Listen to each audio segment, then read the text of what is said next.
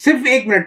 کبھی سوچا آپ نے کہ ہمارے معاشرے کے اندر یہ کتنی بڑی برائی ہے کہ اگر کوئی شخص محفل میں موجود نہ ہو تو ہم لوگ اس کی برائیاں کرنی شروع کر دیتے ہیں. اور شاید جو لمبی لمبی گفتگو چلتی ہے وہ اسی ڈر سے چلتی ہے کہ اگر میں ہٹا تو پھر یہ میرے خلاف میری برائیاں شروع ہو جائیں گی. یہ وہ گناہ ہے جو گناہ بے لذت ہے. بہت سارے گناہ ایسے ہوتے ہیں، عیاشی کا گناہ ہے، شراب نوشی کا گناہ ہے، کہ شاید آدمی کو کوئی لذت تو آتی ہوگی، لیکن کسی کی غیبت کرنا یہ وہ گناہ ہے، کسی کی برائی کرنا اس کی پیٹھ پیچھے یہ وہ گناہ ہے جو گناہ بے لذت ہے. اور کبھی کبھی اس کی سزا اسی دنیا میں مل جاتی ہے. اس کے دو تین اسباب ہیں.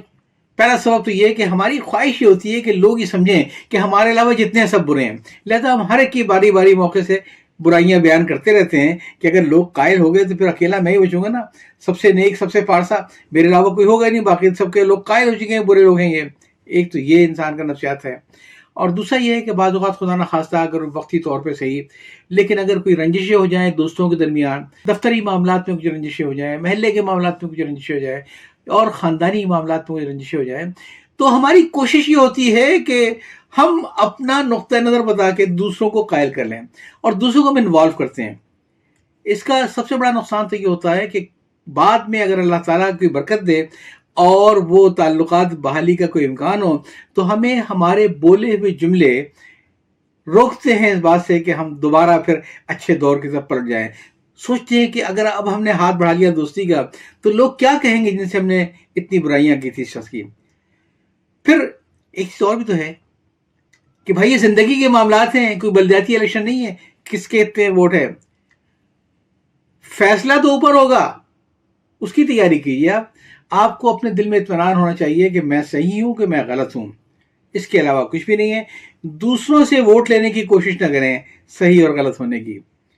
اور ایک بہت اہم بات یہ بھی ہے کہ یار اگر آپ منفی کام کریں گے، سازش کریں گے، تو ضروری نہیں ہے کہ اللہ میاں حساب سیٹل کرنے کے لیے یوم آخرت کا انتظار کریں. کبھی کبھی ان سازشی حرکتوں کی سزائیں اسی دنیا میں بھی مل جاتی ہیں. ایک کہاوت آپ نے سنی ہوئی کہ ایک شیر بوڑھا ہو گیا اور کافی بیمار ہو گیا، اور یوں لگا کہ اب اس کے جانے کے وقت قریب آ گیا. سارے جانور وہاں اکٹھے ہو گئے اس کی عیادت کے لیے، اس کی دعاؤں کے لیے. ایک لومڑی وہاں پہ نہیں تھی. ایسے میں بھیڑیے کو موقع مل گیا کان بھرنے کا. اس کو پتا تھا کہ بنتی نہیں تھی لومڑی کی شیر کے ساتھ. اس نے کہا دیکھیں اس موقع پہ بھی اس نے اپنی خباثت دکھانے سے باز نہیں آئی ہے. یعنی آدمی کبھی تو بھول جاتا ہے اپنی نفرت کو اور کبھی تو عادت کے لیے آتا ہے. آج بھی وہ کہیں بیٹھی دور کسی پیڑ کے نیچے بڑی خوش ہو رہی ہوگی کہ شیر مرنے والا ہے، اس کا دشمن مرنے والا ہے. اتنی توفیق نہ ہوئی کہ وہ آ کے منہ دکھے کو صحیح، کم سے کم کوئی عادت ہی کر لیتی. اتنی دیر میں دبے پاؤں لومڑی وہاں پہنچ گئی. اس نے بھیڑیے کی ساری گفتگو سنی.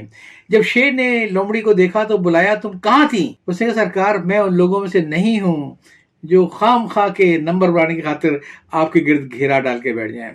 مجھے اتنی تشویش تھی کہ میں تو آپ کے علاج کے لیے نکلی ہوئی تھی، اور میں نے کہا یہ تھا کہ میں آپ کے لیے کوئی ایسا تحفہ لے کے آؤں گی جو آپ کو خوش کر دے گا. پھر اس نے شیر سے کہا کہ بادشاہ سلامت میں بہت پیدل چلی ہوں، بہت تھکی ہوں، میں نے بہت لوگوں سے معلوم کیا، آخر کار مجھے ایک حکیم مل گیا جس نے کہا کہ شیر کی موجودہ بیماری کا ایک ہی علاج ہے، اگر وہ علاج اس کا کر دیا جائے تو اگلے 10 سال تک بھی وہ بڑا تندرست و توانا رہے گا.